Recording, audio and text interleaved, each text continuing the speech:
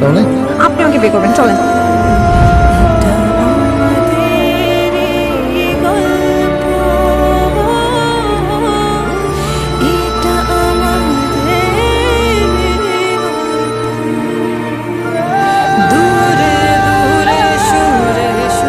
By any chance তুমি যদি কোনোদিন ফিল করো যে তুমি আমার সাথে চিট করবা, আমি তোমার সাথে রিভেঞ্জ নিতাম।